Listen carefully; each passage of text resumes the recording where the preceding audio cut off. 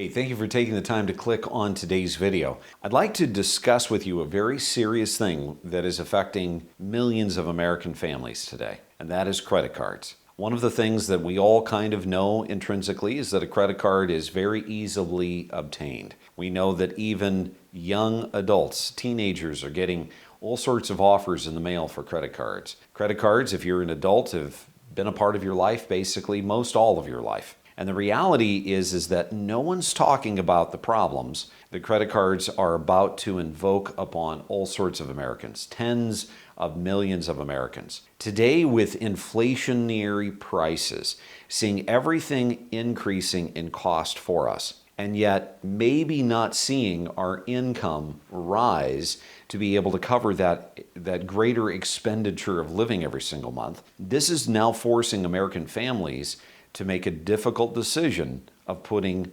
things on their credit card.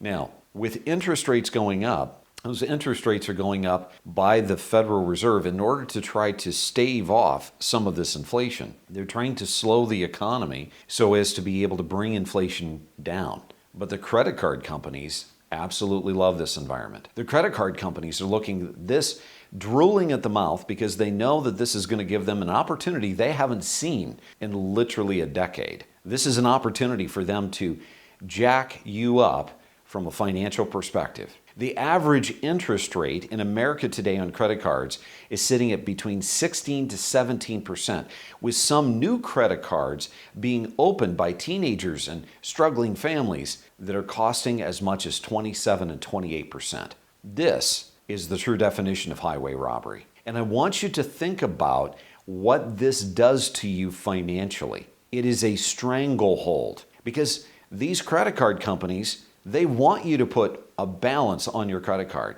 They want you to take that credit card and only pay the minimum balance. And what that does is it causes the amount of debt on that credit card to spiral out of control. It causes you to be in a position where you're never able to catch up. And then you're making extremely difficult decisions when you finally reach a point where it's too late. Now you're having to sell items in order to pay off your credit card. Now you're having to pick up a second or a third job to help to make a credit card payment. Or worse yet, you're having to dip into your retirement savings, and you're doing it early. You're doing it at the worst time of the season, in which the stock market is down, your mutual funds are down, you're selling them at a loss because you have no other place to go. This is a very serious condition, and it's something that I want my clients to be absolutely mindful of. I want you to be mindful of this, because the credit card companies are not your friend. The credit card companies are here to take full advantage of you, and to do it without any sense of moral obligation. With interest rates continuing to go up, this is going to be an ongoing problem for many of you. And the reality is, you have to take the initiative to do something about it. There are many times in my young life that I was told by my grandparents and by my parents, there is a difference between a need and a want. And our personal responsibility to ourselves, to our spouses, to our family, is to live within our means. Our responsibility is to maintain control of our money. And sad to say, many Americans don't know where to turn.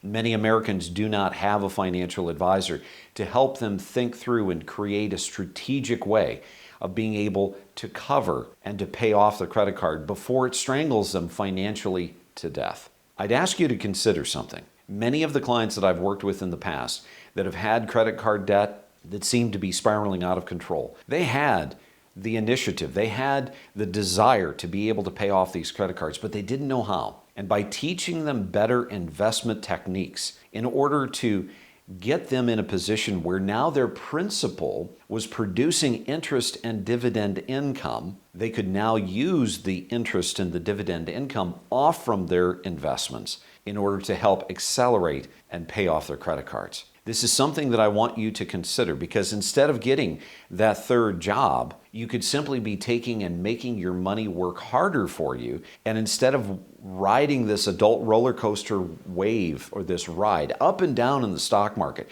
not knowing from day to day if you're going to be up, if you're going to be down, not realizing, not knowing if you're going to have to be selling shares at a loss just to pay a stupid credit card. What if your money was working harder for you? It was producing 5, 6, 7% in interest and dividends. You could draw those dividends out, you could draw that interest out, and use that to accelerate that payment. Something for you to seriously consider, something for you to do before the credit cards end up killing you financially. I hope you've enjoyed this video. I hope I've challenged you today to get financial control of your money and your credit cards. Cut those things up. Get rid of those things. They are financial cocaine, and they are not your friend. If you like our little video, I encourage you, hit the subscribe button. That little bell will remind you every time we have a weekly video. Share this with your friends. You may not have the problem, but you may have friends that do, and they may be really encouraged by the fact that there is hope to pay these credit card companies off. And before I end, I just encourage you, remember, it's up to you to make today a great day. Thanks so much for watching. I'm Matthew Johnson.